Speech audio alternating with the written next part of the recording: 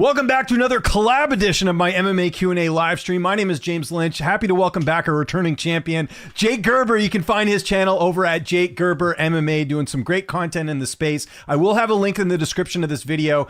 So if you guys want to subscribe to Jake's channel, go over there, check it out. He's putting out videos all the time. I was actually talking about your breakdown of Shanghai earlier this week, because you did like almost an hour, man. I got to give you props for that. You go really in depth on the breakdown. So I kind of keep mine around 20 minutes, but how you doing, Jake? Good to have you back, man.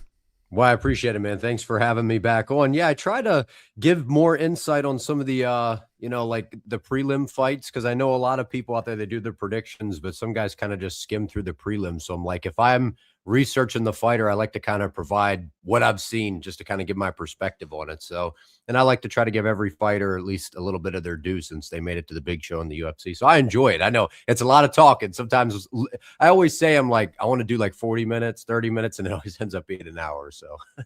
Well, and you bring a good perspective as well. And I think we talked about this last time you were on. Like, you train, so you know the ins and outs, the X's and O's, compared to a lot of other creators that are out there. Like, I'm fully transparent here. I don't train. I've covered the sport for a while, but I do think you give a better and a different perspective when it comes to breaking down fights, especially from a stylistic standpoint. That's one area that, I try my best, but there's only so much I can do. I'm more like a stats and kind of eye test guy. But yeah, that makes sense. So yeah, again, if you want some really in-depth stuff, go check out Jake's channel. So the way this is going to work, guys, is we'll just sort of take your questions. We'll go along. We can talk about pretty much whatever you guys want. We have the Shanghai card coming up here on Saturday. We got the Paris card the week after. There's been some news lately. Dana White's Contender Series we had on the week on Tuesday. A lot of interesting stuff there. So whatever your heart desires, you guys can lead this show and we'll answer questions. And I'll try and do this a bit different than when I had Wyatt on, because I know a lot of people are like, oh, I was like talking over him a little bit. So we'll try and let these questions breathe a bit more. And it might mean that we might not get to all your questions, but that's, I think, the best way to do it. Okay, who's going to start us off here? We got Joseph. It says, James and Jake, do you think Dana should stop doing post-fight press conferences? He sounded irritated and annoyed when he does it. And I'm assuming this is referring to, I just did a video on this before he hopped on, the response he had to that reporter about the two Dana White Contender Series winners. The reporter, who's from UNLV, just basically asked Dana, like, when could they be making their debuts? And Dana's like, I don't know. And then he goes, horrible question. Let's get on to the next one. And I'm like, that's a normal question. Like, what's going on there? So yeah, I mean, if it's going to continue to be like that, yeah, why even bother? You're not helping selling your product. What was your takeaway from that? He's like so hit or miss. Like sometimes he comes in and he's in and this is the thing that I've realized about Dana. I think it depends on his mood. I think personally, my opinion is with Bellemere losing, I think he like low key was so frustrated to where he's like, and then he goes in and he does the press conference. He's on edge and he just doesn't, I don't know. He's very hit or miss in there, but if he's going to be like that, I mean, I don't really see the point in doing it other than you get those little clips that go viral of him being frustrated. But yeah, he snaps too quick on these reporters. They're just trying to do their job, man. I don't get it.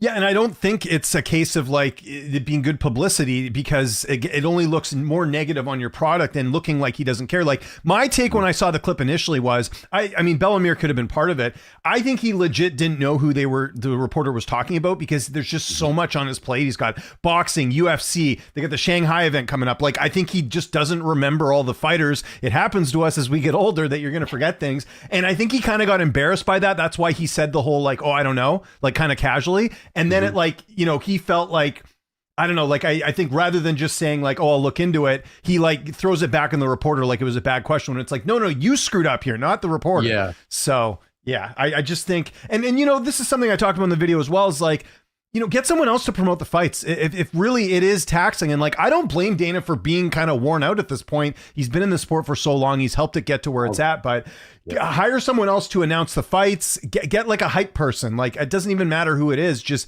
get someone that's like going to be enthusiastic about these matchups. I even talk about when he does these IG lives now, he's like kind of like number 5 ranked Diego Lopez is going to be, like he used to be like, we got an awesome card. Like, we just haven't had that in a while, I feel. So I agree. And my whole question has always been like, because I agree with you. And I'm like, who could, who could step in and do that? I know they kind of have John Anik do some voiceover stuff now, and they kind of run like trailers for him. But yeah, that would be great, because like I said with Dana, it feels like hit or miss. Sometimes it seems like he's really got that spark where he's like, yeah. And then the next time he's just kind of like, he couldn't be bothered. So, I mean, like you said, I kind of get it to a degree because he's been doing it for years. But by the same time, like, we want the excitement.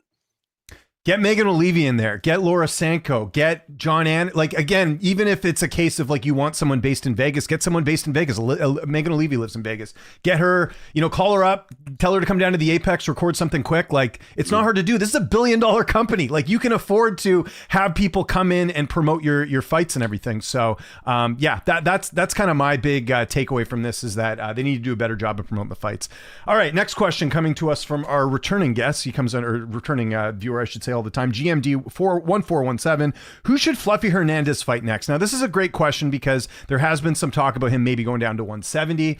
I think we should maybe look at options for both. If he's going to stay at 185, that's interesting because it was just such a one-sided fight, right? Like, you don't want to, you did build him up a little bit, and he's not really in that age range where it's like, we got to protect him and rebuild him back up. I think at this point it's sink or swim. Let me even look at the rankings here real quick. What I was doing right now was pulling up the rankings. Yeah, let me look up the rankings because I just want to make sure. Because here's the weird thing: like, he's beat Brennan Allen and he beat him, like not that long ago. It was last year.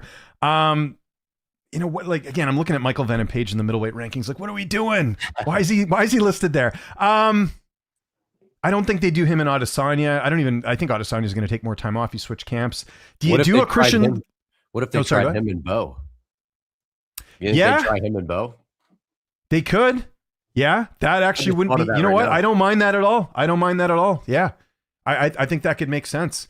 I think you just nailed it. And then if it's 170, then that's, you give him someone decent. Like, I'm just looking at the rankings right now. You give him maybe like Euros Medic who just won or something. I don't know. Like, I think because Hernandez, what's he ranked at middleweight? I'm just thinking like how they would sort of fit him in there. So he's ranked a bit lower. He's ranked at 9. So Medic's ranked 10 at welterweight. So maybe you do him in like the loser of Buckley and Malott or something. I don't know. So I'm just kind of spitballing here. But if he can get down to, because I thought I saw something where he was saying that he doesn't know if he can make 170. And yeah, that's true too. I don't know. He looks frame-wise like he might be able to, but I mean, if your body's just gonna mess up, then I mean, you can't force your body to do it. But I do think when I look at him, I mean, you looked at him and Rodriguez, and that was a big reason I picked RoboCop was the freaking physicality. I mean, they look like two different weight classes. Now, granted, I didn't think RoboCop would be able to go 25 minutes and win a decision like that, which I thought was kind of crazy. But you still got to see, the size difference between Fluffy and somebody like him for sure. Yeah, let's stick with your Bo Nichols suggestion. That's a great one. I like that a lot. Any update on Tom Aspinall's return? We did see the post yesterday that came out that said that he's not leaving the UFC, which again, guys, please check your sources. Like, there's too many of these Instagram accounts that are like, saying, like, making stuff up basically, and then people run with it. I'm sure that's why Aspinall responded. I will say, though, this Eddie Hearn thing just seems to make things way worse. I wonder how different things would be if he wasn't involved with Eddie Hearn. I was kind of doing some digging the other day. My understanding is UFC's not happy with Aspinall, probably because of this Hearn stuff. This idea that he's going to fight at MSG. I saw another post by someone saying this card would be awesome. It was like Gone in like Aspinall and like all these like stack fights. Like, they're not going to do, they never do cards like that anymore unless it's like the White House card. So if I'm a betting man, I think Aspinall doesn't fight until next year. I would also put on the table a potential vacant title because they're going to run out of headliners. Like, I think they're even dealing with that right now with 332, which by the way, still does not have a main event. And that's coming up here pretty quickly on October 3rd. So yeah, my long-winded answer here, and I'll get Jake in here in a second, is there's no update. I don't even know if he's like, I know he said he was cleared to return, but then I talked to Modestas Bukauskas the other day, and it didn't sound like he was like going full force in training. So I think the only update is he's still in the UFC, if that's an update. Right. Well, I was wondering because I saw that he posted that, and I thought that was like, because I didn't see the fake news stuff going around. I knew that. Yeah. So I just thought it was like weird. I looked at it as weird. I'm like, that's random. That just kind of came out of nowhere. I'm like, no, I didn't think anyone thought he was leaving the UFC. I know that the relationship seems to be, not great between, him and the UFC, but I mean, he's heavyweight champ at the end of the day. So hopefully we can get him back by year's end, and him versus Gon. I think, now that Gon's the interim champ, run that one back. I think that's a big rematch too. I think a lot of people would be excited. Huge fight. Yeah, and I think in a perfect world, okay, maybe not MSG. Let's do December in Vegas. Let's do that fight there. big rematch, two really, skilled guys. And like, it's a much more interesting fight the second time around with the fact that Gon had the better of him before the eye poke, which I didn't, a lot of people are like, oh, that means he's going to definitely beat him. I don't know about that. But then you saw what he did to Pereira. And listen, I know Pereira maybe didn't look his best at heavyweight, maybe put on a bit too much weight, but he looked damn good in that fight. Like, it makes, I think, this rematch so much more intriguing. And UFC has notoriously butchered a lot of bad rematches. I always bring up Volk and Islam. Like, they totally ruined that by having Volk fight on short notice. Don't mess this one up. Let's build it up. Let's get a good, build up to this one, and let's do it in December in a perfect world. So yeah, that's our long-winded answer there. I know we're going a little bit slow here, guys. We'll go. What's up, Vince? Good to have you here in the chat. One of our favorites. Who do you have when the Darius Flowers fight is on Road to the UFC event? Darius? Oh, you mean Darius Flowers, right? I did see that he Mahashate, right? That's tomorrow. Yes. Is he fighting on the Road to UFC? I didn't even know that. What's up with that? That they like put old UFC guys in that, because he beat Lando Venata. So why is he fighting on Road to the UFC? What's going on here? I need to figure this out. I don't understand this. You're absolutely right. I had no idea he was fighting on this Road to the UFC thing here. Who else is on that card? Any other UFC vets? Yeah. So we got Machate, who's also Machate, was he cut? I don't know. He was in the UFC, so I'm so confused. He was cut. What's going on? So now they're like doing like they should do this with Contender Series. Actually, I think they should put like a recently cut fighter on there to add the stakes up a little bit more, just as a side note. Okay, so they're counting it as a UFC bout. It says here on Tapology, but I don't know what they're doing here. This is weird. Anyways, and Tristan Vines, who fought on short notice, is also on this show. I noticed. Yeah, I think someone's saying in the chat. I think he wasn't it Mahashate who took that on short notice or something. I don't know. I don't know. Might have been. Yeah. Yeah. I don't know what this is all about. Why not just put it on the actual card? Like the Shanghai card. Why is it a separate event? Anyways, who do I have? Who do I think is going to win that fight? I think Flowers. Like, he's had a bit of a resurgence, I think. Although I guess he's a plus 200 underdog here. I forgot he's 32. Just total guess here. I'll go with the dog just because I feel like, I liked what I saw in that Venata fight, but I don't know. I'm kind of leaning that way. Although saying that, you get choked out by Evan Eldler. That's not very good. What do you think of this fight? I don't know. I like Mahashate, but I don't know. I that's the fight I'm not even prepared to. I didn't even really know what was happening. I didn't either. So there you go, educating all of us inside the cage. Who is your early pick for Sean Brady fight? So this one's difficult because on the one hand, I think Brady should win. Like, I do think he's a much better fighter. There is that in the back of my head. I think a lot of us feel this way, that like he could get knocked out, right? And that's, it's I know Bonfim is doesn't knock everyone out, but he still possesses that, and it's hard to say because like I think it's no question. I think Brady's the better fighter. It's just a question of like, and granted, Bonfim also has a lot of submission wins too. Like, he got most of his wins are by submission, 13 total. I don't think he submits Brady. Did take Bilal Muhammad to a decision, but I remember that flying knee against, or the clinch knee against Randy Brown. He's got a little bit of power. I think Brady probably wins this, but yeah, I think Brady can win this just with the wrestling. I do think he's much better here. Yeah, for me, I'm a little bit leaning in the direction of Bonfim right now. I think because I look at it stylistically, Brady is the more complete grappler, but I think he's going to have a hard time taking Bonfim down. And I think on the feet, Bonfim is much better than him. Bonfim's boxing is really underrated, and his calf kicks are nasty. And I could see him attacking that lead leg of Brady, trying to walk him into the left hook. I was impressed with what I saw from Bonfim against Bilal. And I know that at this point, Brady in a little bit of a different stage than Bilal, but I think Bonfim in a way is a guy that's still pretty underrated. He's looked good recently. If you're going to bet this fight, I almost think it's worth doing a hedge of like Bonfim knockout Brady decision, because Brady doesn't really finish that much. I forgot he's 33 now, so he's getting up there a little bit. But and also this is an Apex card, right? So that would favor Bonfim with it being a smaller cage. So might be onto something here, Jake. There we go. Yeah, tough fight to pick. What's up to the best streamers? I appreciate that, Izzy. Thanks for joining. What Contender Series fighter from this season are you most excited about so far? I'll throw it to you first, Jake. Who's Bilal Hassan, man. Oh yeah, that's right. Yes, which we talked about here on the channel. Yeah, for sure. Yeah. Well, okay, here's the thing. He shouldn't have even been on Contender Series. He should have been on that Seattle card earlier this year, because he's from the Pacific Northwest. I don't know why they didn't just book him for that. One of my gripes, and I don't know how you feel about this, is that there's too many fights in the UFC where there's just too many mismatches, too many minus 1,000 favorites, and that's what Bilal was on that show. And I just think it was kind of a waste of time for everyone, other than like getting him that highlight reel win. But yeah, I think there's definitely something there with Hassan. I liked Humphrey this week too. He looked good. To me, I think there's still some names I want to see compete and see how well they do, but I feel like this year it's a little bit trickier to kind of determine who's going to be like a big thing. Like, and sometimes people surprise you as well too. Like, I'm just trying to think of like a recent example of like someone that like I didn't expect to maybe do as well as they did. I don't know. It's not coming to me now, but yeah, we'll stick with Bilal Hassan.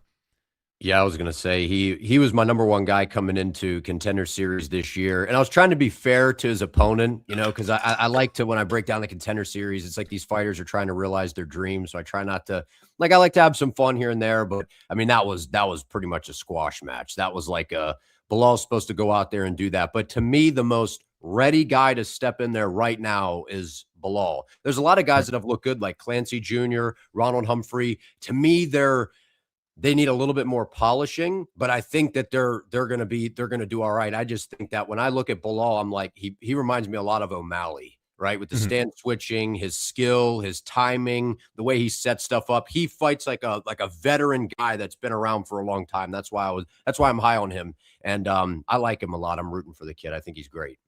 Yeah, and I think last time Wyatt was on here, we were kind of talking about how you have dubbed him a future champion. And listen, if you're right, the second they put that belt around his waist, you will get a response from me saying Jake was right all along, and I'll give you full marks. I just get a little bit leery about saying that at this stage in a fighter's career, but like to me, like for example, when Umar beat Corey Sandhagen, that to me was like, okay, I could see this guy holding a belt. I still needed to see a bit more. I know he knocked out Barcelos before that, but to me, it's like there's always that one fight where I'm like, okay, now like I can fully see like the champion style, and maybe I'm a bit too patient with that, because there's obviously people who felt that certain fighters were going to go very far in the UFC and that ended up being right, but yeah, I like the bold pick, and I can make fun of you a little bit if I'm wrong. So.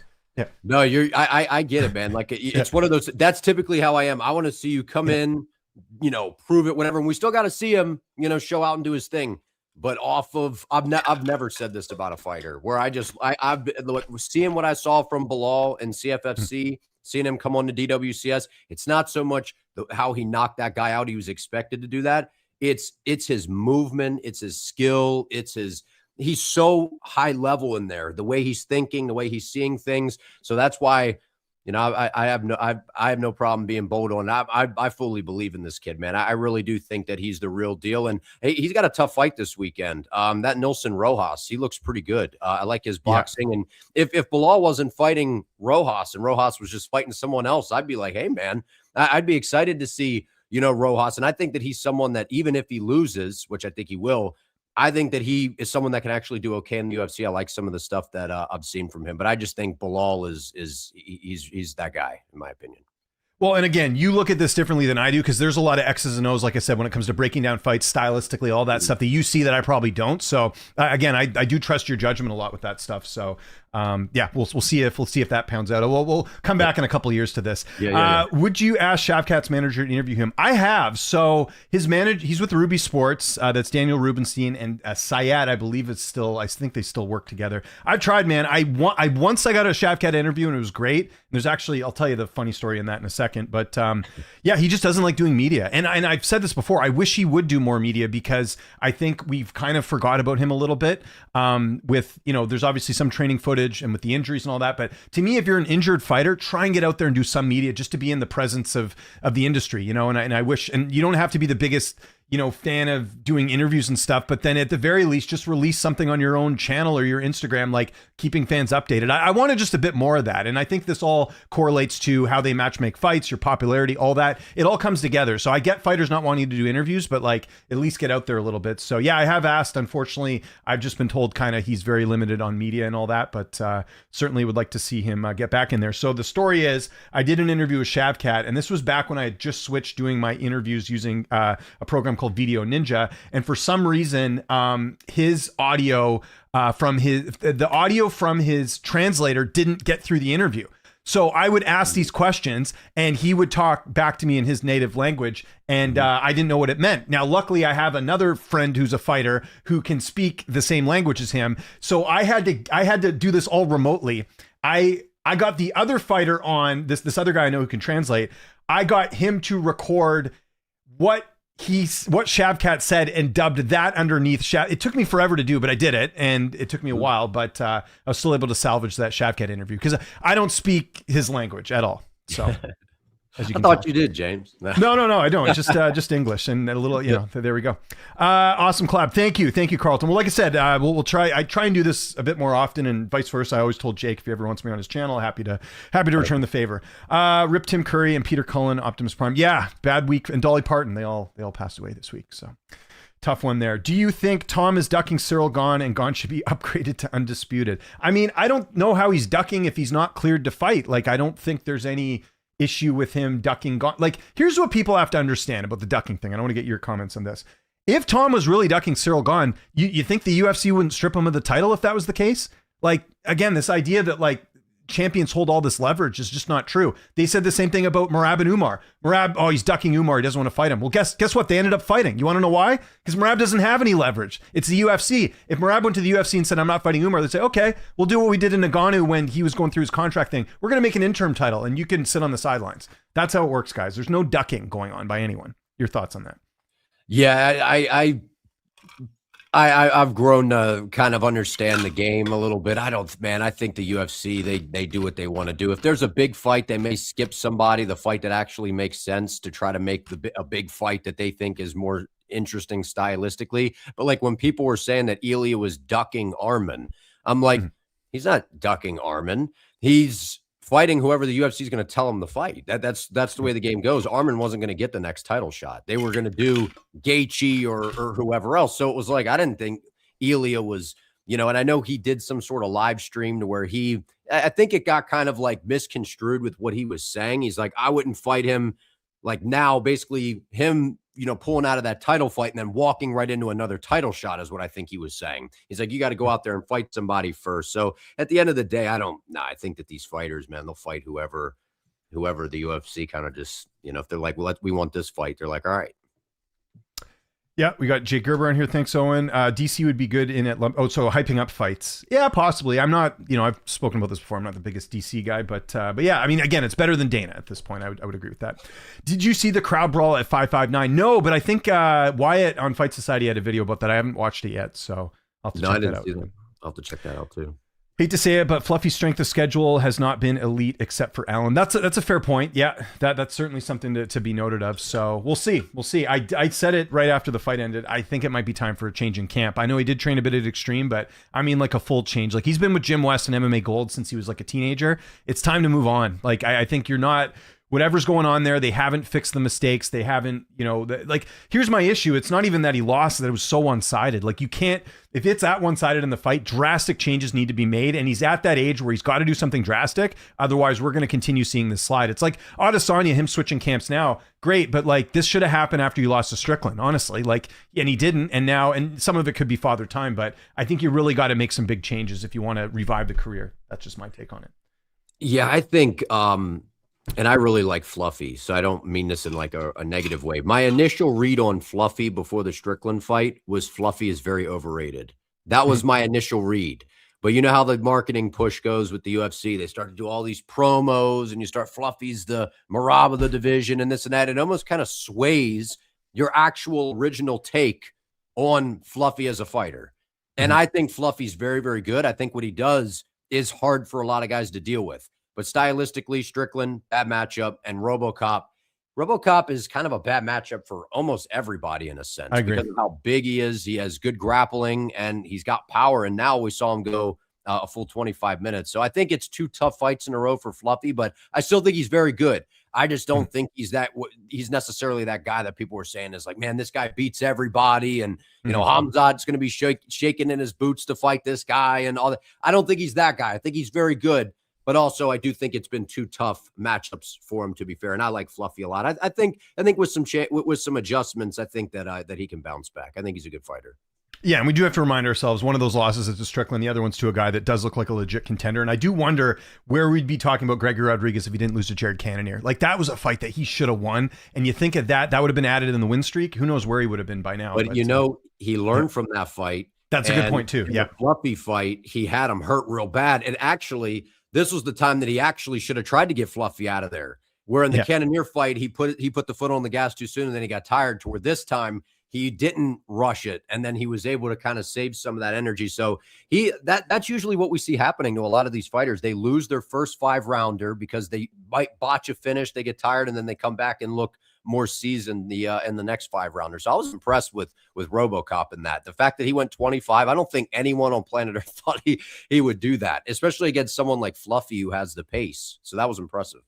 I think we're all waiting for the most exciting fighter in the UFC at the moment, Tate and Talbot. I don't know if that's a joke or whatever. I mean, okay, I don't like his next fight. I think it's really pointless for him to be fighting Davidson Figueiredo. Like, he just beat Henry Cejudo. You're kind of in that same... Oh, that's... I can't remember. Let me I just remembered that was announced. Talk about, again, this is where I question what the UFC is doing sometimes. Now, granted, I know he had a kid recently, is my understanding, so that's why he... hold on, what's going on here with my screen? Oh, there we go. Yeah, he had a kid, so that's why he was off for a while, was my understanding. But like, you just had this huge win over Henry Cejudo, and now you're waiting until now for him to fight Davison Figueiredo. It kind of feels like the same fight. Like, you're getting an older bantamweight who isn't much of a threat in the division anymore. Like, I would like to see a Payton against, someone a bit more like someone that's actually going to do, like, even like a David Martinez. I would have been happier with him fighting David Martinez at this point. I know Martinez is fighting Dan Ige, but just like someone that's like on the come up. Like Figueiredo, it's pretty obvious he's not a contender at 135. And part of that is the age, and just I think he was suited better at flyweight. So I don't know. It's just like the whole Cejudo win is kind of evaporated at this point because now he's fighting another old guy that he should beat. And if he doesn't, it's going to look where it's like, I point out the whole, like, when Brendan Allen fought Edmund Shabazian, Brendan, like, everyone's like, Brendan's going to win this fight. And we're like, yeah, we kind of know that. But he won the fight, but it's not like he like smoked Edmund in that one. If anything, it hurt his stock. I kind of feel like we're setting ourselves up for a similar outcome here. I mean, I don't think Davison wins this, but like, I just wonder, like, you had this great win over Cejudo, and now it's like we're giving him another guy, and like, unless he finishes him in the first round, like, how's the stock going to look that much better? I don't know. I just don't think a win over Figueiredo does much for him. That's all I'm saying.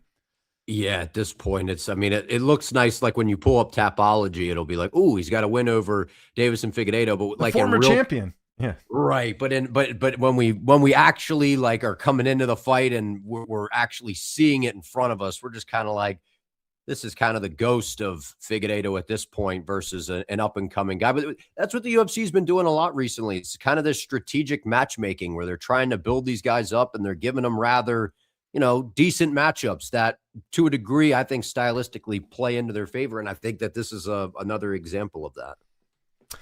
Fluffy on that Kelvin Gastelum diet. I don't think he's on he doesn't, some fighters just don't look like Greek gods. They don't look super fit. I'm a little bit hesitant to like judge someone on their physique. Chuck Liddell had a terrible physique and he was one of the best light heavyweights of all time. So yeah, I don't know if I'd say that. And he's never missed weight, so I don't really get the... And he can push a crazy pace. Yeah, exactly. So it's not... Yeah, it hasn't really been much of a thing. He's not aesthetically pleasing, but who cares? They will not do Fluffy Bo and risk Bo losing. Bo will be fed lower levels until he gets a title shot. But I mean, I just think with how one-sided that fight was, I don't know if it's a risk at this point. Maybe it is. I don't know. Then who does Bo around fight? For a while though, hadn't he? Bo's not like 25 or anything. Isn't he like 30 or close to that? I think he's 30 now. Yeah. Yeah, he's been around for a little while. So he's been in the UFC for a while now too, and they've kind of tried the slow roll on him. Yeah, he is 30. He'll be 31 in January. I mean, it's either that or like him fighting. By the way, look at this name. Try and put that on a hockey jersey. That's a long name. The guy's wrestling in RAF. Yeah, I just think that like to me, it's like Bo or like Brendan Allen. To me, it's like you got to give him kind of like a gatekeeper at this point, kind of like the Ritter was. I think you got to try that test again. It's now been 2 fights where Bo's gotten finishes. I think at this point now you got to fight kind of the gatekeeper, and I would put Fluffy in that category. I think so. I don't know. We'll see. We'll see what they decide to do. If Umar beats Song, who would you do? Umar, Yan, or Sean Yan? Assuming Yan, of course, beats Merab. Well, I wouldn't assume that. I think that fight's really close. I'll say this. I think if Yan beats Merab, I think it's a slam dunk that they do Yan and O'Malley. because they'll play up the whole, oh, O'Malley has a win over him, even though we all know Petr Yan won that fight. Let's be honest, a couple years back. That was a bad decision. If Merab wins, then I could potentially see them doing Umar and Merab, because O'Malley's lost to Merab a couple times, and he'd be in this weird spot. So I think that's the play there. What do you think? I think if Merab wins and Umar wins, they're absolutely going to do Umar versus Merab. Yeah, they hate each other. That's all they've been talking about this week. Yeah. Exactly. So the storyline is there. That's a big fight. And then if Umar were to win, you even got a trilogy there, right? So that's good for business. But if Yan wins, and I'm leaning in the direction that Yan wins the trilogy, unless Umar goes out there and does something real impressive against Song, like if he finishes Song, I think Umar has like a case, considering that, Song's been in there with some of the best guys, and they haven't, he was in there with O'Malley and Yan, even though those were 3-round fights, they didn't finish Song. So if Umar did, it would be impressive.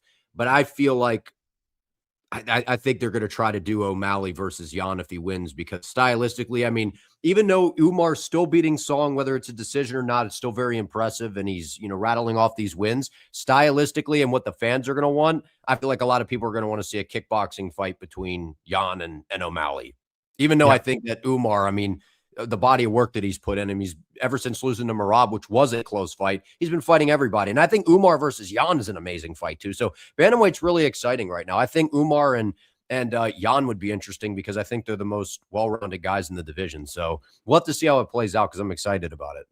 I think even if he finished the Song, they'd still do O'Malley, because O'Malley has a sort of people, what is it, Dana White privilege or whatever you want to call it. He's sort of the exception to the rule. If there's no O'Malley at bantamweight, without a doubt, if Umar finishes Song, he would get the next crack. I don't think there's a question about that. Fighting the winner of that fight, I should say.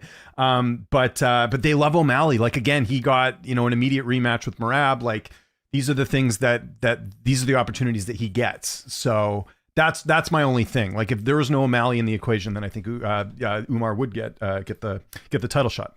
Hit the like button. I agree. I have no insight, but my prediction is the heavyweight belt will be on the line at Madison Square Garden. Okay. Well, again, could be. I will say this: if the heavyweight belt is on the line, it would be a vacant or interim belt. It's not going to be Aspinall. That's from what I've heard from the people I've spoken to. I don't think Aspinall and Gane is happening at MSG. That's just what I've heard. So, what's up with Dana and his relationship with heavyweight Stipe, Ngannou, now Aspinall? I think it's all just a coincidence. I think they're all special cases. I'll go through them quickly, and Jake, you can get your take on this.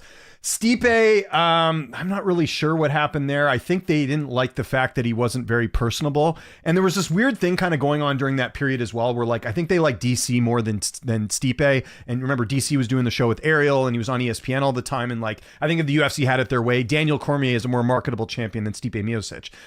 So I think there was that part of it. And then with Ngannou, it was more of I should be getting paid more and all this different stuff. And then we heard the stories behind the scenes about the confrontation and all that stuff. So there was something weird going on there. And then the Aspinall thing is he wants to go to boxing and make more money and all that stuff, that he brought up that comment, which he shouldn't have done. So yeah, it's just a lot of this has to do with money though, too. So I think that's all part of it, I think. Yeah, it is weird though that it's multiple fighters, but yeah, I mean, with the Aspinall stuff, his dad that was the last time he fought, right, when they were going to fight Gane, and he was saying all that stuff during fight week, and I'm like, man, it just felt like overall the Aspinall camp, the PR side of things, interesting. And then with Ngannou, who knows what went on behind the scenes there. And then with Stipe, I mean, Stipe was always a really cool guy. I could just see from what you're saying. It's like you ask him a question and he's kind of just like, yep, ready, excited to fight. And that's the answer. And it's like, we want more, man. We want to hear more, to where, I don't know. I don't know. But that is interesting that Dana, it is true kind of that with all the heavyweights. And now Jones, which Jones is Jones, right? He's always I think Dana's always said that he's been kind of difficult. So not surprised with that one. The other one, like with Stipe, I always found that a bit surprising, but yeah, I don't know. Okay. Dana admitted $225 million goes to fighter pay. Where does the rest of the money go? That doesn't even count for tickets and merch. I don't know. I need a finance guy in here to kind of dissect that one. Could Kayla Amanda be the main event for the October? No, they're not. That's too big of a fight for them to do that on short notice. Plus, I think they got to be really careful with Kayla, like her coming back off that major injury. Like, this is one of the biggest fights in women's MMA history. There's not a chance they do that on a short notice. They would try and build it up again if it does even happen. And I think there's some questions about that, if it will still happen. So, yeah, I think you're either going to see, if I was a betting man, I'd say that Yuri Costa fight ends up happening, or the main event is just on Natalia Silva and Valentina. Don't be shocked if that's the main event, because they have nothing else on the table, in my opinion. Wow. So, yeah, I mean, well, that was my thought. Is I was like, I don't know if they would do two women's title fights on the same card. Like what? Maybe Nunes and Harrison's a big fight, so I could see it for that, I guess. But like what you said, the shorter notice, I feel like that's one they'd want to build up because of the legacy that's on the line for that one. Yeah, like September's next week. Like that's 4 weeks away from that card. It's October 3rd. Like, and we have, the weird thing is, and they've done this before, but like we know what 333 is. Like that's all kind of laid out. Like that's a good card. 332, they don't have a main event, and it's August 27th. It's just really weird.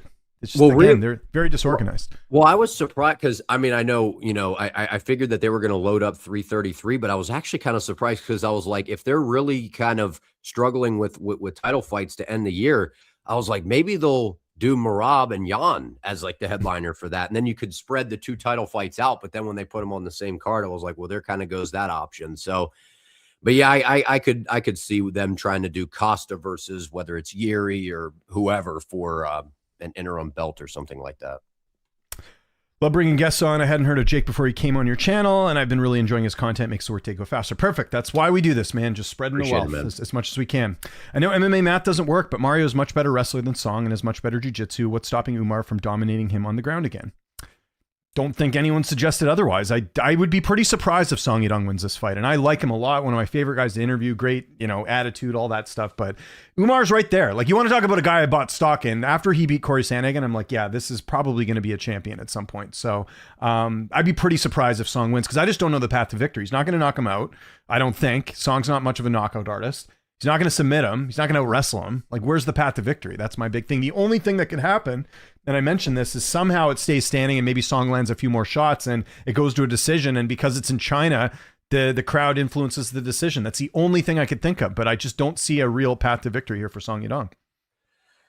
I mean, I like Song. I've always said that he's really good, but he's like a step below the elites in the division. He gets in there against like the elites, and he's just a little bit behind in the striking, not as busy on the ground, usually a little bit behind. But his offensive grappling is good. But I mean, to think that he's going to out grapple Umar, I mean, I don't think that that's very likely. And on the feet, people forget because they hear the last name Nurmagomedov. People forget, man, Umar is a very, very, very, very good striker. His kicks are really good. So I just think it's going to be tough for Song. Song's got to close him down. Whenever Umar goes southpaw, though, I was talking about this in my video, he dips off to the side like this over and over, and that's when Mario caught him with, I think it was a knee or a head kick. So I think Song can try something like that, and if he could catch him that way, but outside of that, I think it's going to be tough because Umar's so good, man. City Life Project giving me some shade here. James, you took the fight on short notice. It's not weird. There was a cancellation. They always have a UFC fight at the top of the card. Sometimes it's just one fight contracts like Kara Fury champ. Okay, I didn't know that. I don't really pay much attention to Road to the UFC, if I'm being completely honest. So I didn't even know they have official UFC fights on there. That's what confused me. It's like, why would a guy be in the UFC and then he's on Road to the UFC? I just assumed that wasn't the same as a UFC fight, but you can see on Tapology it says that. That's the weird part for me, not him taking it on short notice. Obviously, short notice fights happen all the time, but I'm just talking about them having an official UFC fight on Road to the UFC. I didn't know that was a thing. So anyways, I'm out of the loop there. Thoughts on Fazil? He was super hyped and got finished just like that. Well, I mean, if we believe the story, which I don't know if anyone's really disputed it, the whole him getting attacked the night before. I mean, I cut him a little bit of grace if that actually happened, that he got attacked or at least intimidated before that fight with the whole Bansingir Surkayev situation. You know about all that, right? The whole... I saw some stuff about that, but I didn't see like it kind of just, I saw like a post about it and then I didn't see anything else. So I was like, and then didn't they ask Dana about it? And he was like, oh, he didn't really answer the question. So I'm like, well, he said that he had gotten in some trouble, but I don't think he said that it was like he caused the trouble. I think he was in some trouble. So my understanding is that Chimaev and Bansingir, they didn't like some of the stuff he was saying, and one of their teammates that he fought a couple fights back. So like they like found out where his hotel was and like tried to intimidate him. And apparently there's like 15 of them. This is according to what he said. Nothing's been proven yet. Yeah. And that was the night before his fight. So if that happens and he has a bad performance, I mean, I can kind of understand that. I mean, listen, anytime you're a fighter that is promoting yourself and being a little bit boisterous and like trying to like sell the fight, you're going to have detractors. And, maybe with that culture that they took that as disrespect and they, wanted to do something about it. And again, it's not even just the story that he told, but some of the posts that Bansangier had after the fact, laughing at him getting knocked out and all this different stuff, like, does seem like, they don't like, I mean, I guess you could not like a fighter and still post that stuff, but it certainly looked like something did happen. So yeah, jumping stuff is that drives me nuts. Oh, I hate it. Yeah, I mean, and I'll mention this as well. Heard something last week. UFC's not too happy with Bansangier about that whole thing.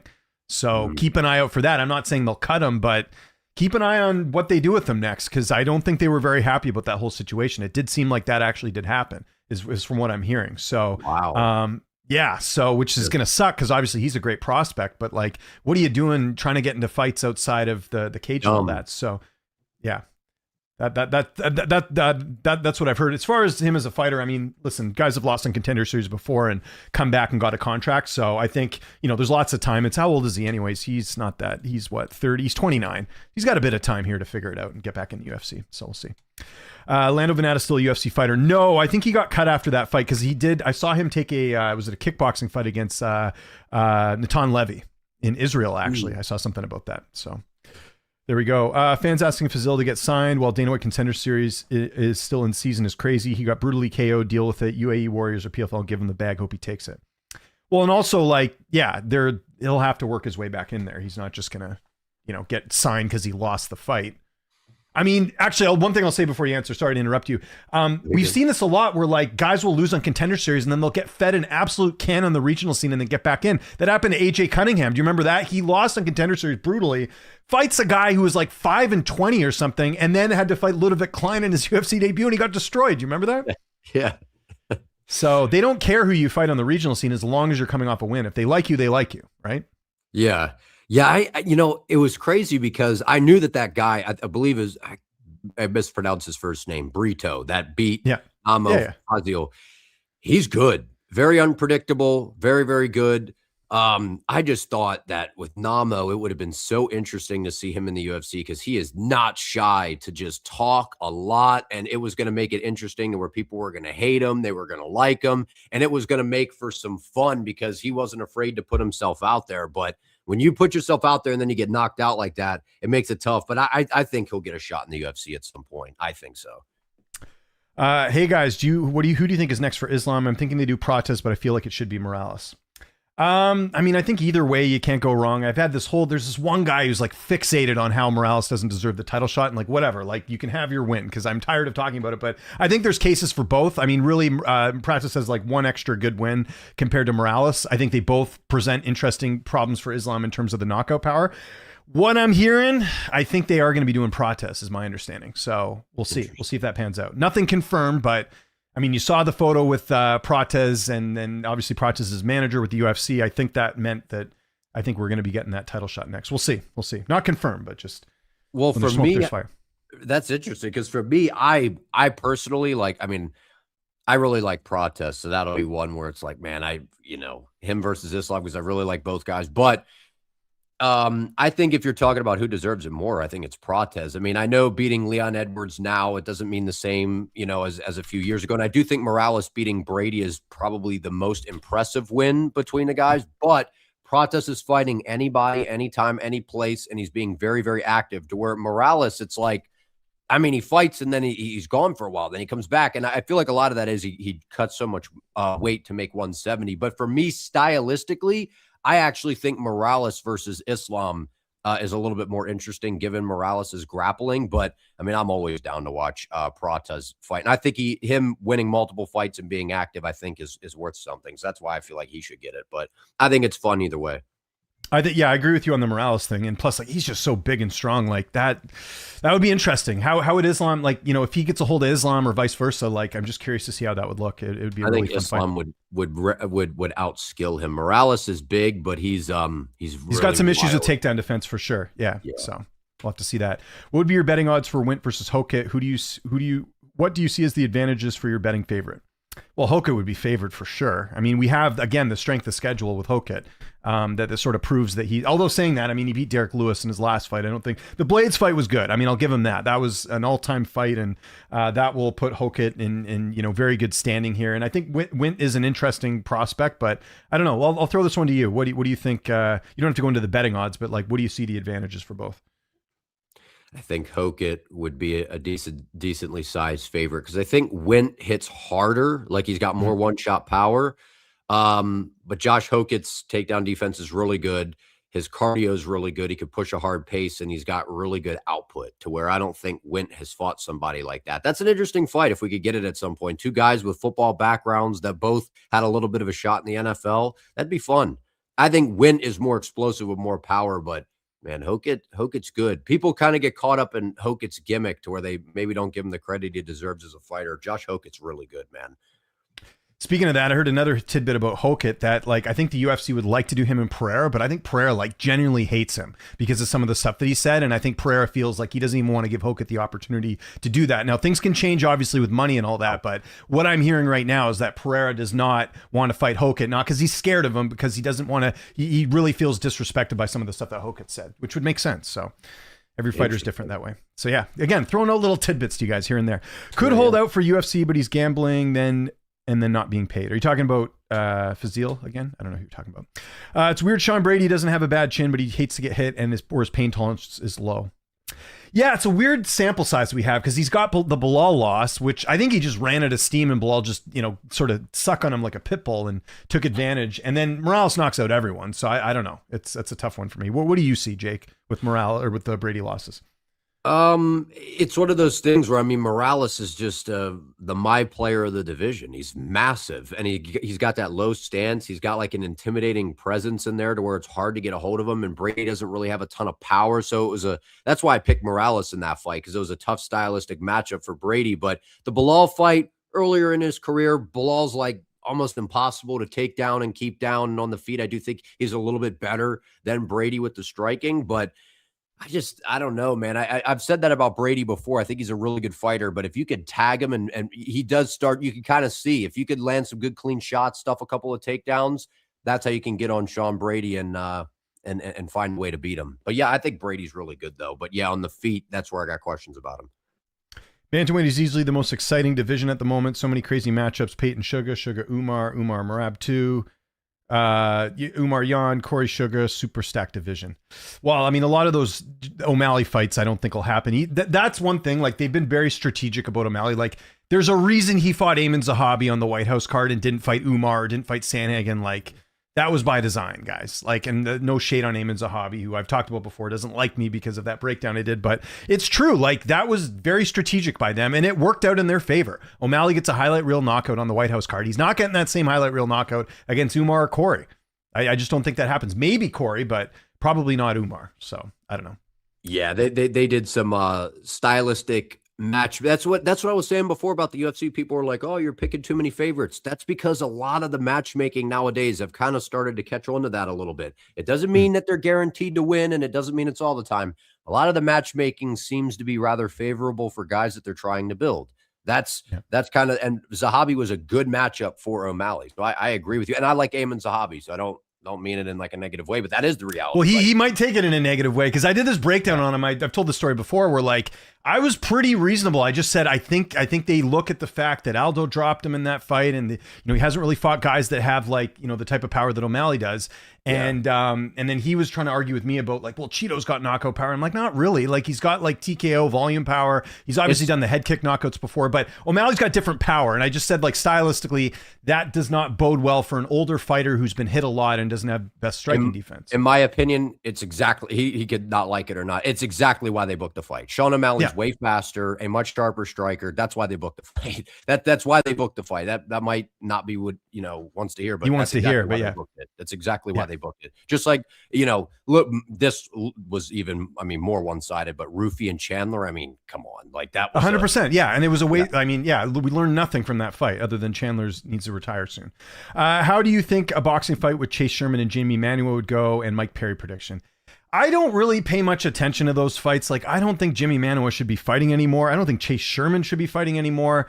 I didn't even know that was happening. Yeah, that's the dual card that's coming up this weekend. And then Mike Perry's fighting Dylan Dennis. And I actually posted this in our Discord last night. Mike Perry's only like minus 200. Like, don't get me wrong, Dylan Dennis has good jiu-jitsu and he could certainly, possibly get a submission here. But like Mike, and I guess he'll be a bit bigger too, because I think Dennis is mainly an 85er, although I guess Perry fights up a little bit too. But like Mike Perry should win that fight. Like, I'd be pretty shocked that Dennis didn't even have a good run in Bellator. If you go look at his record, like he was fighting just absolute nobodies. So I think Mike Perry wins that fight handily. The Sherman and Manoa fight, flip a coin, someone's getting knocked out. So that's all I'm saying. If Mike can, as long as Mike keeps it on the feet, I think he should be able to win. But I've said this for a long time. I know Dylan Dennis is like a troll, and a lot of people don't like him and find him annoying. Dylan Dennis is really good on the ground. Really good on the ground, to where if he gets Mike down and is able to flatten him out and start to get to his back and stuff, Dylan Dennis can absolutely submit him. So I think it's actually kind of interesting. Now, the question that I have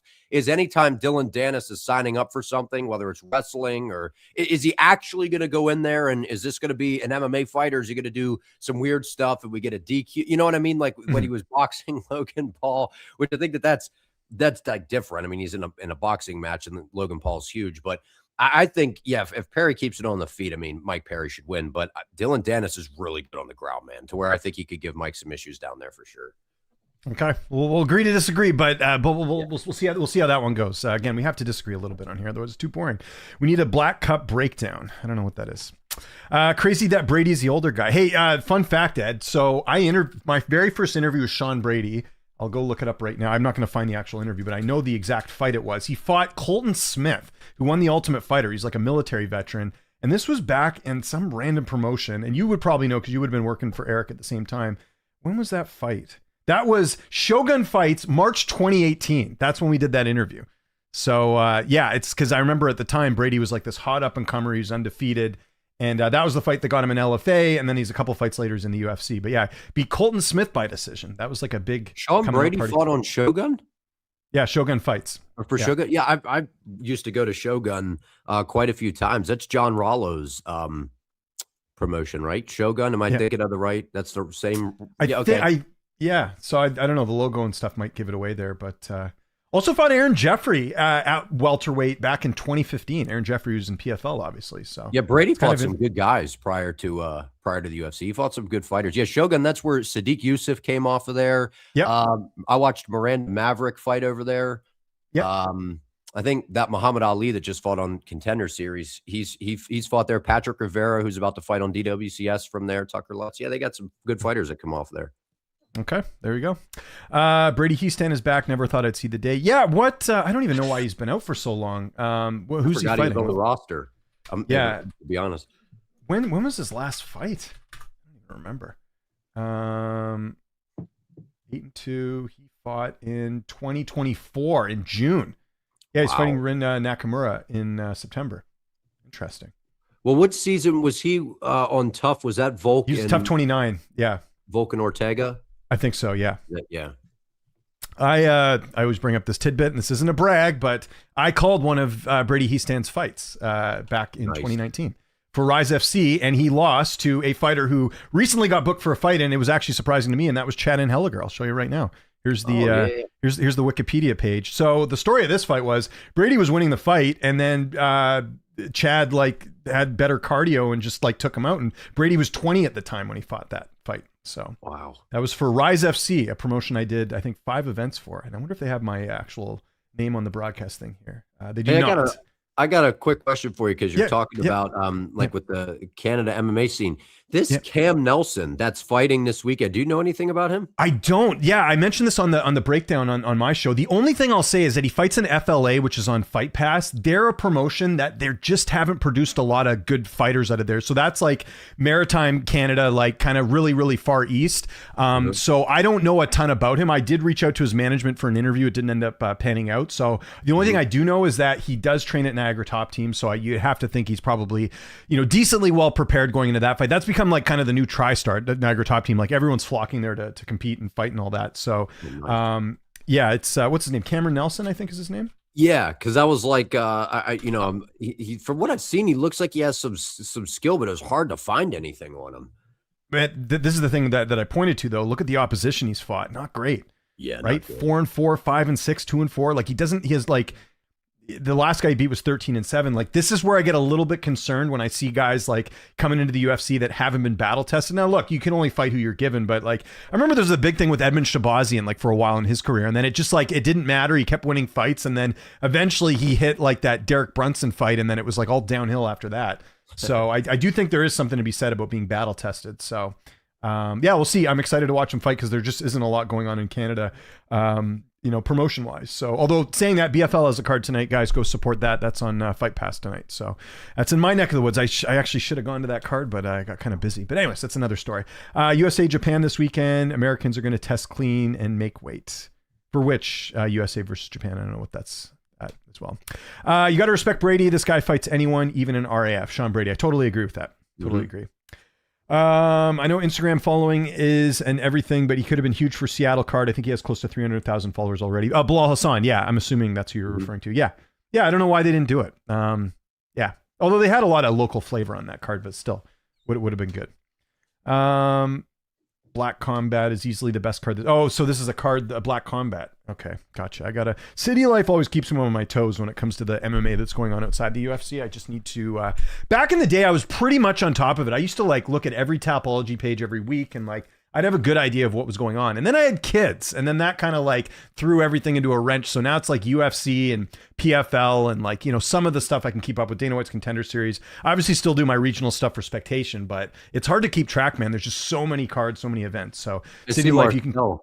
Marcel said bros behind 200 questions. Shout out to dude. Marcel's awesome on I follow him everywhere. He's always got the fight announcements and those graphics with the full card, and I use those sometimes in the background to do like predictions. I appreciate him doing all that stuff. Yep. Yeah. One of my good buddies, Marcel. Marcel, like I remember when Marcel started and like, he was just like, there was a whole group of people. It was like him and Nolan King. And like, this was back in, there was an old website called MMA Today. And they were like a pretty good site back in the day, but it was all like newcomers. Now they've all like gone on to like big things, especially Marcel, who in my opinion, should be nominated for Journalist of the Year. Nobody breaks more news than he does. And I don't know why he doesn't get that recognition, but, there we go. Shout out to MMA content creators doing stuff out of box. So many the same. I'm year one this August with MMA grades. Yeah, I like that, Mills. You do the LFA stuff. That's smart. Sorry, we're gonna have to skip some of these questions here, guys, because I gotta keep going here. We got about 3 or 4 minutes left here.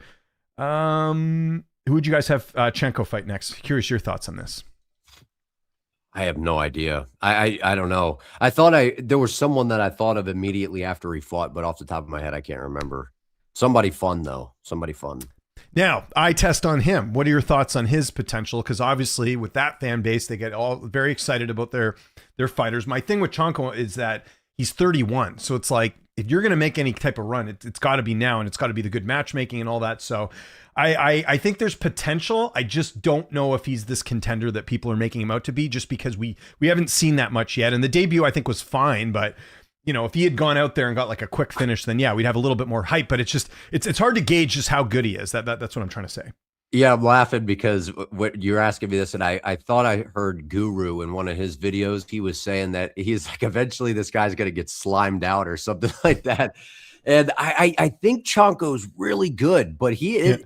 As good as he is, he's hittable on the feet. Somebody that's got good boxing, I think, can give him some problems. But I think he'll definitely be like at the top of the division. But in terms of being a champion, on him, I want to see a little bit more. I want to see him finish some people. I think if he was younger and at this point, it would be a different story. But when you're 31, it's like you got to really like speed up the career there, just because in most cases the fighters in their 30s are not going to be making a big push there. When breaking down fights, what's your preferred method workflow? So what I do is sometimes I'll go back and watch stuff, but usually it's like I'll just look at the stat. I'm a stats guy. I really do like put a lot of stock into that. I put a lot of stock, as you know, into opposition. I really think that's like important when we're looking at things. Like one of my things that I talk about all the time is like anytime I see a Contender Series winner that's like a huge favorite in their debut, I'm always putting that as a red flag, because I've just seen too many times where a guy has come in and he looked good on Contender Series in one fight and everyone just assumes he's going to do that in the UFC. And then it's like, there's a reason, like, certain fighters are battle tested and all that. So that's a big thing for me. I go off memory. I go off like, how is the, decisions, like, was that a fight that they should have won or not? Like, there's all types of things I look at, and I'm assuming you're a lot different, where it's like, okay, I look at the styles and, hey, he got taken down in this fight and that. Like, how do you do your process? I go on Tapology, and I take a look at their record, how, knockouts, submissions, how many times they've been knocked out, submitted, decision. And then I go and watch some fights and what they've been able to do. And usually if it's a fighter that, like, we know and has been around for a while, it's a little bit easier because we know what to expect. We know what they're good at and not good at. But with the other fighters, usually I got to do quite a bit more digging. Stream keeps freezing. Could be my internet. Okay, let me know if the stream's freezing, but I don't think it is on my end. I never say that. That was like at the beginning. It was okay. Yeah. Oh no, it might have been my internet then. I don't know. It was coming in crystal clear on my end, and I'm hardwired too, so should be okay. But you never know, never know over here in Canada. I never say this, but in a perfect world, I wish you guys would do a regular collab more often than anyone else. Well, hey, I appreciate that. Listen, if there's any sponsors out there that want to come in and make us, not make us, but like support a show, then I'd be happy for it. But in the meantime, we'll just do this every once in a while. I think the people have spoken there. Yeah, appreciate that. Bit of a hipster take, but I think more people are catching. Need to see him in the UFC. I just think it's so bad the UFC missed the boat on signing him. Yeah, I think flyweight's my favorite division in the UFC right now. I think it's loaded. Yeah, for sure. Okay, what else? Do you know what happened to Shavkat's sister? She got injured last year. I don't know what's happening there. Any news on if Shavkat Hamzat's getting the title shot? I don't know. I heard they were working on him and Imavov, and I think the holdup is Strickland's shoulder is still hurting him. So, or that's what's delayed things. I heard initially they were trying to make that the 332 main event, but like obviously, and this was months ago. So I think they had some things in the in the playlist. I'm gonna ignore that weird question about Dustin Poirier. I don't know what's going on there. Do you now use StreamYard to record your interviews? So. I have StreamYard. I will do it in the case of where if I'm having issues with my Video Ninja, I will use StreamYard because it's easy to do. It's much easier than Video Ninja, but you don't get the same quality. Like this quality is not as good as some of the other stuff. Sorry guys, just skipping some questions here. Just trying to grab something else. We'll grab just a few more. If I missed your question, guys, just put it in the comments because we got to wrap things up here. Why is Imavov not fighting? Because Strickland's still injured, is my understanding. Maybe they'll do that as well. Why does UFC wait so long to announce main events? Because they're disorganized. It's true. Like everything's disorganized. Even like I brought up like even something simple, like when I went to cover the Seattle event, like I didn't get my credentials till like, I think it was like, maybe it might've been the Sunday of like fight week. Wow. Which doesn't happen. Yeah. Like normally they get it right away. Like actually saying that I just got my Edmonton credential today. So that event's in October 17th, but I applied, I think 2 days ago and they gave it to me today. So that's caught up, but just stuff like that's happened. And, if you're in my Discord, there was another issue this year at UFC 329 where, the UFC kind of dropped the ball on me doing some content, but I'll tell that story for another day. But yeah, it seems like things are just a bit disorganized with Paramount. Okay, let's get let's get two more questions here, and then we'll get Jake out of here because I know he's got to get on with the rest of his day. The problem is that when they have clear names they want to win and sign, when the massive underdog wins, you basically sign someone who is never on your radar to get in. That's a good point. So, well, and the other thing I don't like, and I'm curious your thoughts on this too, this kind of ties into it. You're a $1 billion company. You have 500 fighters on the roster. Why is it when a fight falls out, you have to sign someone new that, oh, they just happen to be in Vegas, or, oh, they have this manager who has a good relationship with the UFC? And that's another thing, guys. Keep an eye on who's getting signed to the UFC on short notice and what management company they come from. It's very usually the same management group. So there's kind of like a feeder there. So yeah, I have a problem with that. And like even like a quick example. So I brought this up about 329. So Farid Basharat, who, listen, maybe not everyone's cup of tea, but undefeated, good bantamweight. At the time I'm recording this, still not signed. I don't know if he's re-signed with the UFC or not, but like he had that fight lined up with Ethan Ewing, banger of a fight. Everyone was pumped about that one. He's out. And now you got to fight John Garza, who, don't get me wrong, looked great in that fight. But like, what does that do for Farid Basharat? It kind of brings me back to the Brendan Allen thing where like Farid Basharat didn't finish that fight. So the takeaway from that was, oh, he didn't finish him, he played it safe to win the fight. But like, of course you got to win the fight because you don't want to lose to a newcomer. So it's like they've created this problem where like, had they maybe pulled like Rob Font into the fire on short notice or something and got him to fight Farid Basharat, that would have been a bit more meaningful had he won. So this is where they're kind of screwing things up with the development of fighters in doing this, hey, we're going to sign someone on short notice type thing. So. Yeah, that's actually because I don't know, because I thought Basharat, he's the one with everything to lose, and he goes out there and I mean, Garza looked good, but he had everything to gain. Where Basharat, it's like, good thing he took the fight, because otherwise he wouldn't have had a fight to begin with. So I looked at it as, shout out to him for staying on the card and fighting a guy and giving Garza the chance, and then going out there, and Basharat did his thing. I think he's a good fighter. Hopefully he resigns. Yeah, absolutely. All right. Good time to wrap things up. You know what I'll do, actually, guys? Well, let's do this, because I do have a lot of questions and I hate leaving you guys hanging. So how about we do this? We'll send Jake Pack in here, not in a bad way, but I'll let you get on with the rest of your day. I'll answer the rest of the questions, guys, because I know there's a ton in here and I want to make sure we get to them. So yeah, Jake, just let us know anything you got coming up on your channel, what we can look forward to. And I'll do a collab on this video as well. So that way, if you guys want, it'll be an easy subscribe to his channel, but please go subscribe to Jake's channel. He's doing a great job, a lot of good content out there, and doing content the right way. That's why I get these types of people on the show. So anything you got, man, the floor is yours. Well, I appreciate that, man. Thank you. And I always enjoy coming on here. Just full card predictions for UFC Paris will be coming up soon. I've been covering some Contender Series this year, which I didn't get to do in years past. So I'm excited about that. And yeah, I appreciate it. All right, Jake Gerber MMA, Instagram, Twitter, I still call it Twitter, YouTube. Go check them out. I will definitely get you back on, and vice versa. If you ever want me on, I'll hop on your stream. So enjoy the rest of your day, Jake. Thanks for doing this. Absolutely, man. Thank you. There we go. All right, that is Jake Gerber. Yeah, I figured, guys, I hate to leave you guys hanging here, and I do have a bit of time. I'm trying to look at when my next interview is. It's not for a little bit. I'm actually interviewing Alex from Contender Series, who beat Bellamir. So that's on the docket here. So I'm actually going to go back a little bit here and look at some of the questions we missed, because I don't want to leave you guys hanging.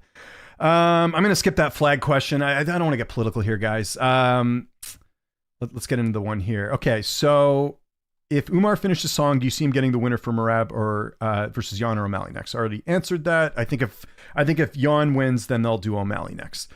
Talked about Cameron Nelson, just making sure we got that. Who does Gregory Rodriguez and Fluffy fight next in your opinion? We talked about Fluffy already. I think we talked about maybe Bo Nickel, although maybe the UFC sees that as a risk. We could also do I don't know. I'm just looking at the rankings right now. Like, what makes sense? Maybe if they want to build up Christian Leroy Duncan, maybe you give him Ikram. Let's see what Ikram's made of, and do him and Fluffy next. That could be interesting. As far as Gregory Rodriguez goes, do you do him and Piper next? Or Kaio? I mean, there's a few options there we could look at. I don't know. What's up, Sweet Pete? Shavkat is probably just locked in, trying to get fit at the moment, doesn't want any distractions. I mean, a 10-minute interview is not a distraction. I'm sorry. I don't buy that excuse from fighters. If they don't like, some fighters just don't like talking to the media, and that could be for a variety of different reasons. And I don't get offended. I'm never owed an interview from any fighter. I don't ever feel that way. But you don't have a fight booked. You're recovering from an injury. It's the best time to do an interview. You're not doing anything else. I remember the interview. He was walking down Melrose or in a car interview with James and Ilya, and he was like, Hollywood, LA. I don't know what that is. Let's see. Speaking of Shavkat, I had Kaza food, and it's damn good and healthy. Okay, I got to check that out. Why is my... I think my video's on the visual effects. I got to take that off. Oops. Let me get rid of that background. There we go. I was trying to figure out why my cup was looking see-through. Now I know why.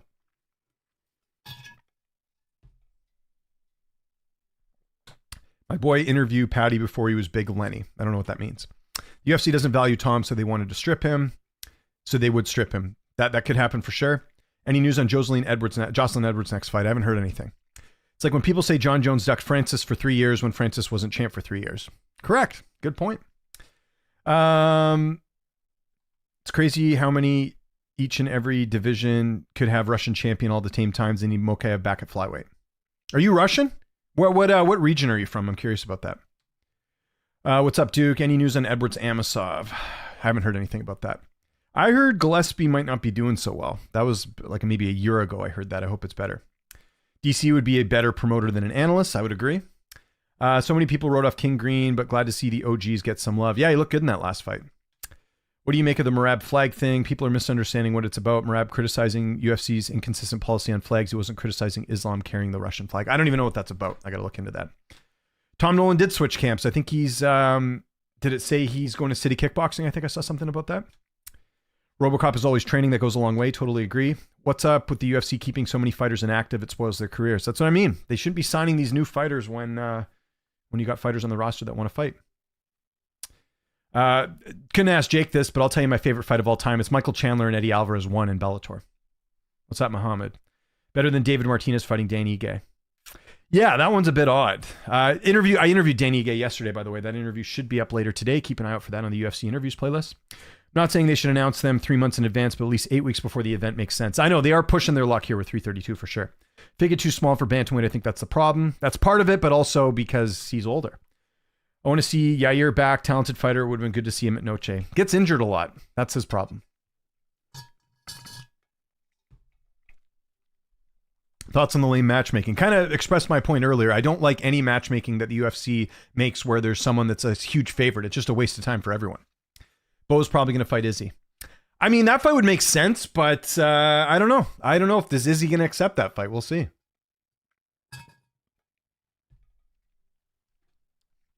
Still feeding Bo to low-level competition. Well, yeah, but I mean, I do understand that for the White House. They don't have an all-American guy at the White House go and fight some killer on there. They were very generous with the Dawkins fight, but I think Bo's next fight will be a step up for sure.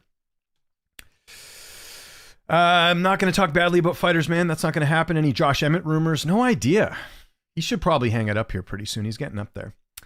I got to do Umar Merab too. I think Umar wins this time convincingly. Could happen. Yeah. Let's see how Merab looks in this Piotr Jan fight. That's going to be interesting. Why does Pantoja not get the credit he deserves? Dube's an absolute beast and always shows up in his super exciting style. What do you mean doesn't get the credit? In what way is he not getting credit ahead of the rematch? I got to ask, by one stupid hypothetical, how do you think a fight between Khabib and Usman would have gone? Kamaru Usman? It would have been close. I mean, you got to wonder though, just the size and the strength. That's always a thing for me. Like moving up a weight class, how someone would look there. So I don't really know. O'Malley beat the great Saab. He deserves it. O'Malley love from the UFC. He's got the personality of a wet mop. He might have a personality of a wet mop, but he has a huge following. Younger fans like him. That's what they're tapping into. Why is O'Malley so spoiled? He doesn't do big numbers anymore. It's the audience. He might not do big numbers in terms of pay-per-views, but his social following, he captures an audience that a lot of UFC fighters don't get. So that's part of it too. Dana's mad. Stipe beat Francis the first time. That's part of it too. What are your thoughts on drug use being legal in MMA? Imagine all fighters were juiced up to the gills. We'd see some amazing contests. Yeah, but then you're risking their health. It's like, that's why they stopped doing steroids in pro wrestling, or at least they attempted to. I think there's still some steroids going on there, but yeah, you can't be taking steroids. You're risking people dying. They should put Yuri Costa where the sun don't shine. Fair enough. If a Zuffa boxing match happens between Islam and Conor, who wins and how? Between Islam and Conor in boxing? I mean, you still, I think, I don't know. I just don't know what to expect from, I think anyone would have a hard time picking Conor in any sort of discipline. Given the UFC gave Paddy Pimblett a trophy belt higher billing than Kayla Nunes, the UFC knows this as main event would tank. That's probably true. I want Volk to beat Movsar, have his fairy tale ending, but Movsar is so hard to beat even without his power. Yeah, that's a very close fight. I'm a little bit concerned with Volk kind of saying like, well, I'll retire when I think I need to, meaning like he's only going to retire when he starts losing. Like, I don't want to see Volk take unnecessary damage. I think if he beats Movsar, he should retire. There's really nothing else for him at this point. Jake's musical intro for Ant Gustav was legendary. I have to go check that out. Need more Jake Gerbers and less MMA gurus, less and more respectful of creators. Well, I've had Guru on this channel, I think a total of one time. I've had Jake on this channel a couple times, so there we go. Batista's not have better wrestling than Song. Batista had 54% takedown defense rate going into the Umar fight. That is terrible. You guys can duke that one out there. I think Song's problem is game planning. Could be. It's just to sell more tickets. Xingming has 2 UFC fights on road and 1 road fight on the UFC card. Yeah, I don't understand that whole thing. That's kind of what I was getting at, guys. You also fought Octagon Champ, which I don't know people in North America fully appreciate how big of a promotion that is. It's the largest promotion, I think, outside the UFC internationally. I think. Am I right or wrong about that? I'm not sure. Why is Chimaev getting a rematch against Sean? No one says he is. I don't know if that's a thing. Who's the most annoying fan base and most respectful fan base in your opinion? I mean, you already know my answer to the most annoying fan base, although I will say these Dana White defenders are certainly pushing hard to be the most annoying fan base. But I've been very vocal on this channel, and I get people unsubscribing all the time from this channel when I talk about that fan base. So we'll stop beating a dead horse, but they are overly sensitive, extremely arrogant, and very annoying. You know which fan base that is. Most respectful fan base? I don't know. Max Holloway fans seem pretty respectful. I don't know. When are the UFC going to get fed up with Hamzat given how much trouble away from the cage? It's all what's good for business. Apparently, Benson, Gier, Dulatov, and Fazil talked and buried the hatchet. Okay, well, that's good. Maybe Benson Gier is kind of like, yeah, if my job's in jeopardy, I better make things right. Nama's the most hated guy with the Daggies and Chechens. I think he's Muslim too. I think he is as well. He's also rep by Ali, I saw. Who should they feed Pereira next? I feel like the hype has died. The hype's not dead after one fight. I think the Hokit fight makes the most sense. Who will he end up fighting? Probably like a Sergey Pavlovich or something. What was your most satisfying experience seeing someone get knocked out, win or lose? I'm not going to tell you that, dude. Come on. I got to keep things professional. That's a Discord question. Join my Discord and I'll answer those questions. What's up, Billy? Don't even want to mention who was most satisfying seeing a win because I don't want to come across as biased. Who's the first person you interviewed that became a UFC champion? Jamal Hill. Colby Covington is now a huge Islam fan and thinks no one beats him at 170. I don't get it. Is that something that's true? Merritt, Pratis definitely deserves it more. I don't think he definitely deserves it more. He's got one better win than Morales does. It's not that much of a difference, I don't think. Taking a stab in the dark based on accent. Does Jake have any predictions for this college football season? I'll have to ask him on his channel. I think Islam is going to kill the 170 division just because he's going to beat everyone until he chooses to retire. He could be until he beats a Morales or Prates. I need to see. Then I'll be a believer. Kuniev Holkut would be a great fight. Kuniev's booked against someone. Who's he fighting? I can't remember. Someone. There's a little bit of beef with Prates and Morales. Let them fight it out. That could work too. Given that Amosov's best win is Joel Alvarez and that guy lost to Chitty, what do you think about Amosov? Jeremiah Wells gives Wells a top 15 in my opinion. No, that doesn't make any sense. I think Amosov, I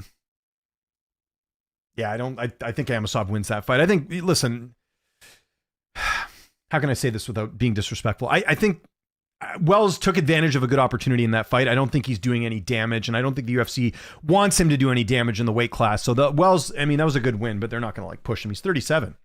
Hokit should fight Pereira next. I agree. Prates and Morales both going to be easier than Gary for Islam because Prates and Morales give openings. Gary doesn't. Is it easier though? They have knockout power. Gary doesn't though. That's the difference. Volkov Hokit was the fight to make. They could do that. Don't blame Pereira for not giving the fight to Hokit. Talking about his mom and stuff, rewarding him with a big fight doesn't seem like a good choice. Yeah, but it's fighting. What's the best way to get revenge on someone? Beat them up. So basically the same as Poirier not wanting to fight Colby. He doesn't want to give him the opportunity to fight, but Colby is a bad matchup for Poirier as well. Could be with the weight class, possibly. Most top fighters only fight once a year. That leaves Pavlovich Petrino next. Could be. I'm calling it now. I feel like Merab was burnt out. So that's the argument. Like with the Jan and Merab fight. I brought this up to, I was talking to Markel Medeiros the other day, and we were talking about the Merab and Jan fight. And I brought this up. So was it that Merab was burnt out and that's why he looked so bad against Jan? Or is Jan really that good? And then on the flip side, Jan losing to Merab the first fight because he hurt his hand in that fight, did that have an impact in him losing? Those are the two questions maybe will get answered in that third fight. Let's be honest, Firas Zahabi and Javier Mendez are the biggest fraud coaches. Who does Firas have apart from GSP? Coach Kevin Lee and made him worse. I barely coach Kevin Lee though. I wouldn't say either of them are fraud coaches. Firas also coached Rory McDonald. He coached, who else? I don't know. I just can't. David Loazo was coached by him. He fought for a middleweight title. People forget back in the day. No, Firas has coached a lot of good fighters. Same with Javier Mendez. I mean, Cain Velasquez, Khabib, Islam, like the list goes on. No, he never apologized, but like, I'm hoping it doesn't look like he's going to be in the Edmonton card. I don't even want to deal with him at this point. I just think he handled that thing so badly. He could have sent me a DM and been like, "Hey man, I didn't appreciate what you said," or whatever. We could have talked it out, but he was just like so like hurt that I didn't pick him, I guess, or thought that he was going to lose that fight.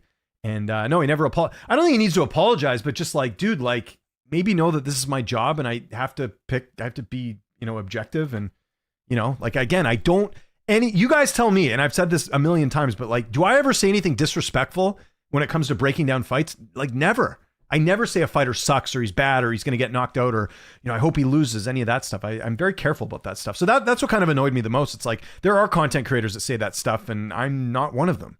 So don't loop me in with the rest of them. I think Morales is the most physically imposing person at 170, but he's been taken down multiple times and held down. It won't be impossible for Islam too. True, but starts on the feet and Morales lands on the button. We'll see. Who'd you pick between Turner and Fiziev? I'd probably take Turner at this point, only because Fiziev, he's taken some damage. He's had some layoffs. He's a bit older. But we'll see. Said he's fighting the great Mike Malott in Canada. What are we doing? He's trying to sell a fight. Yeah, I got Rory McDonald. How can you How can you say having 5 top 10 fighters is better than having one GOAT fighter in your gym? I would rather have GSP and Habib in your guys, trumps multiple guys in top 10 contenders. You guys can duke that out. Like 400 people just lost their lives. And yeah, I saw that. That's too bad. Is Nagano part of MVP MMA? My understanding is he's a free agent. I don't think he's signed with anyone. Thoughts on Yair Rodriguez? Unfortunate what's happened with his career. Just injuries and inactivity have really taken a very good fighter into kind of mediocrity at this point. Really cool to hear about that Brady interview. I think I may have a few Sean Brady already in my collection of interviews. That's great. 2011 versus 2026 Islam. Who wins? That's a close fight. Usman could win that, I think. Who is Anthony Wint's manager? He said he used to be managed by First Round.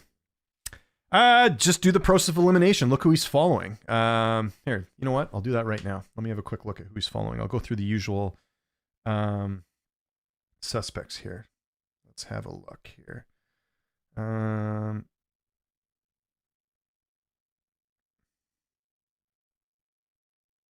Does he have an Instagram account?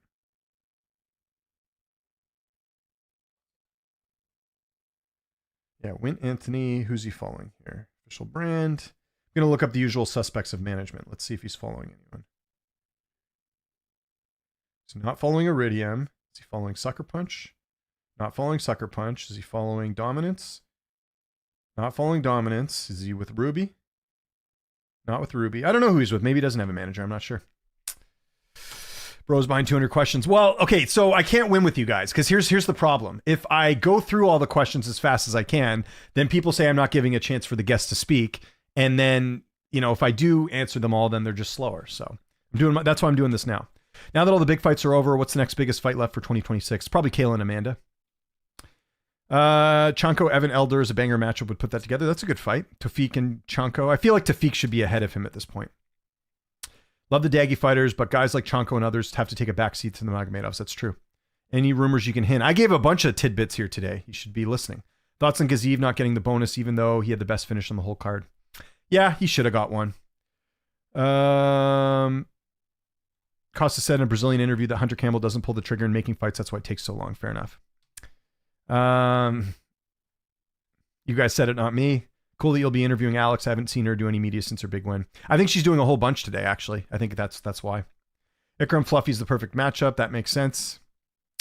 I'll mention this. I just started watching that documentary last night, The Death of a Pastor's Wife. Really creepy and interesting documentary. I just started getting into it. It's one of those documentaries like I'm really looking forward to watching because there's a lot of twists and turns. So looking forward to watching that tonight. I'll catch up on that a little bit later. So yeah, my thoughts are I think I'll just say this about religion. I think religion can be very beneficial to a lot of people. I think people need a lot of religion in 2026 in the sense of like, I think a lot of people have lost their way and they're just really mean to other people, and mental health's a big issue. And I think religion can help with all that. Saying that though, like any institution, and I would put religion as an institution, people can abuse power. And that's something I'm actually seeing in this documentary right now that I've been watching. Considering the number of fighters and cards, tough Dana White Contender Series road to the UFC, it's surprising only 2 matchmakers do the whole job. I agree. We need a Jamal Hill interview. I did one, when did I interview Jamal Hill? It was like a month or 2 ago. Yeah, Homa Fight. Go look it up on Homa Fight. Another thing that helped O'Malley was this KO win with Snoop Dogg commentary. I don't think the Snoop Dogg thing made any difference. I just think the UFC's always liked him. I'm the only one appearance away from tying Guru. There we go.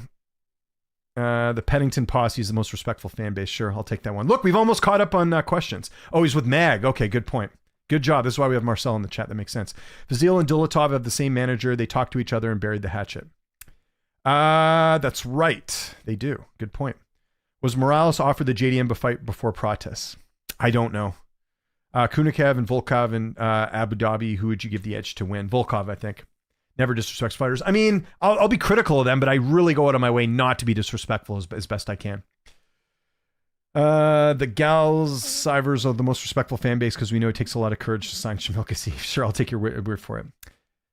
Is Robbie doing managing now? By the way, did you guys see Kayla Harrison's now managing? I saw Dakota Bush. It's weird because I interviewed Bush the other day and he didn't mention anything about that. That's cool. Robbie's getting into management. Dave Martin's great. I really like him. Always been very nice and good with me. They're not the best with booking interviews, but I got Dave Martin's always been really respectful to me. What's Markel Martin up to nowadays? He's running some like digital agency, I think. He's always done well. You know, Markel was on one of those shows back in the day. Was it it's like a reality show or something? Can't remember what he was on back in the day.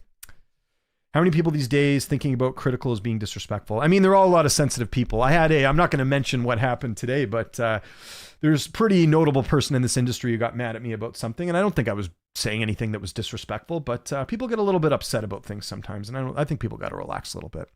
It's our job to be critical. It is. Like, if you're not critical enough, then people say you're just, doing puff pieces. And then other people, if you are too critical, then they get upset. I try and do my best, guys. I'm not perfect. No one's perfect on this planet, but I try my best to be fair to everyone. I've always tried to be that way. But like I said, I've said this before, you could post a photo of a cat on the internet and there'll be people commenting and mad at you saying, what, you don't like dogs? That's just the world we live in now. People get very upset about a lot of things. That was fun. Yeah, I mean, just like relax. Like, come on. Like, again, not saying anything bad. Because the thing is, like, there's a scale, okay? There's like the guru scale, where he can like really say some really over the line and disrespectful stuff, right? And I don't agree with all that. I think some of his stuff's funny. And again, I got no issue with Guru. I think over the years, we've kind of buried the hatchet. His fans are a different story, but I think even some of his fans are fine, whatever. Like, there's that scale. And then on the other end of the scale, there's like, I don't know, who's like the nicest person on MMA YouTube, who's like nice to everyone, doesn't say anything critical. I don't know.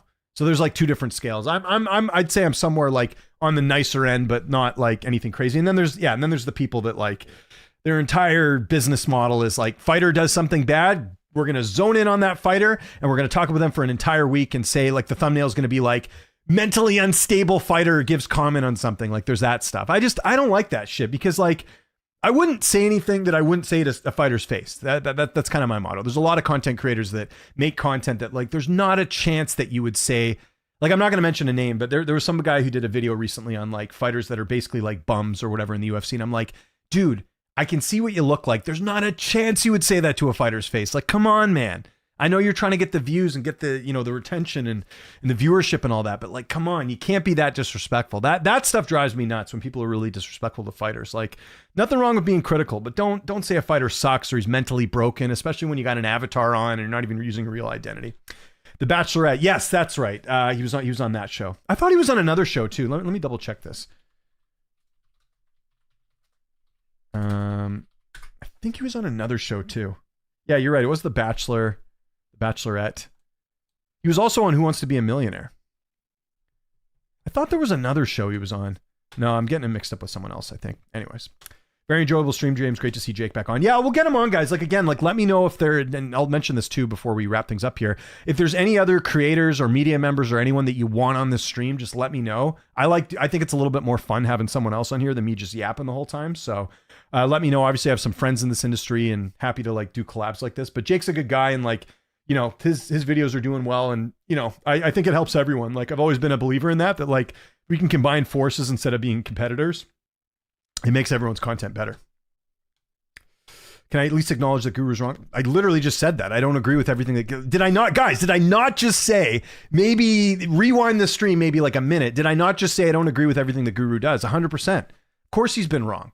There's stuff he says that I think is like horrific. Like, one of the things I didn't like that Guru said, this was a while back, was the bounty on Mario Batista. Like, what? So he doesn't finish fights? Like, you want someone to like brutally knock him out? Like, that's lame, man. Like, come on. So stuff like that I don't like, but then like he does some good impressions. I think Guru does good interviews. I've said this before. As someone who does interviews for a living, I think he does a very good job with those. There's some stuff though that like I think is a bit overboard, but credit to him. He's made a whole career out of it, basically. Which UFC women's fighter should be on The Bachelorette? Immediately my mind goes to Mackenzie Dern, just because I believe she's single right now, but who'd be a good Bachelorette? I'll tell you, well, Marcel, I'll tell you in the Discord chat who I don't think should be on The Bachelorette. I'll give you a hint. She just got a pretty big deal from a streaming service. Who else would be good that isn't dating anyone that's single? Oh, Dakota. She's got her broken hands. Put her on The Bachelorette. There we go. Dalton Ross and her, they're no longer a thing. Let's put her on. Although I guess you said UFC fighter. Valentina. That would be interesting. Put Valentina on there. Love Uncle Sam looking guy who wins on $1 million. I don't get it. I agree. I'm kind of tired of couch potatoes talking about real fighters. Those guys wouldn't even survive a training camp. Wouldn't even survive. Forget a training camp. They wouldn't even survive like one session. A lot of these guys that say that. And on that same note, and someone mentioned this a few months back, but I tend to agree with it. I think there's a lot of really good technical analysts in the sport. Like I put Jake in that category. He does a great job. He trains. He obviously can technically break stuff down. I get a little annoyed, and Marcel, if you're still in the chat, let's see if you agree with me here. But like, you know, those guys that like, they only do writing, they do like writing breakdowns. Some of those guys are a little arrogant, like a little bit. And that's a bit off-putting. And it's like, you're like anonymous and like yes, we appreciate the fact that you can technically break down fights, but some of those guys get really arrogant in their breakdowns. Like, I would have done this. And it's like, you're not in the UFC, dude. Like, how do we know you would have done that? I don't know. That kind of annoys me. I agree with you about Guru. Okay, just making sure, because I thought you said, at least can you acknowledge Guru's wrong at times? I mean, that's not even a question. I pointed out his flaws a bunch of times. So the other guys can help her wife. That's a good idea. There was a man kind of looking Uncle Sam who won $1 million on Who Wants to Be a Millionaire. Okay, gotcha. I haven't watched that show since Regis was the host, Regis Philbin, back in the day. That was a big show when I was growing up. Well, not growing up. I was probably, I don't know how old I was when that show was like in its heyday. I think it's still on now. Not even sure. How did we get here? How did we get to talking about Who Wants to Be a Millionaire? Anyways, guys, this was a lot of fun. Again, I'll say it one more time. Let me know in the comments, guys, if there's anyone you want me on the stream to do like an hour-long stream. I don't like to take up people's time too much. Jake was very generous with his time today, but if there's anyone else that you want to see on one of these streams in a Q&A type format, let me know. Maybe I could get a fighter on here one of these times. It wouldn't be like a big name fighter, but maybe I could get someone else on at some point. And we could do like a chat like this. I think it's a lot more fun than just me talking. And lastly, if you're watching the replay of this, or if you just think of a question later, come back to this video and I'll answer it in the comments. Happy to talk to you guys. All right, that's all I got, guys. I'll have the stock report on Sunday for possibly Saturday for the Shanghai card. Actually, I probably won't have it on Saturday for the Shanghai card because I think I'm going golfing, but we'll see. Either way, stock report will be out this weekend, and then I'll be previewing the Paris card on Monday. So keep an eye out for that, guys. Hope you guys have a great rest of your Thursday. I will see you guys on Monday. Have a good weekend, and I'll talk to you guys soon.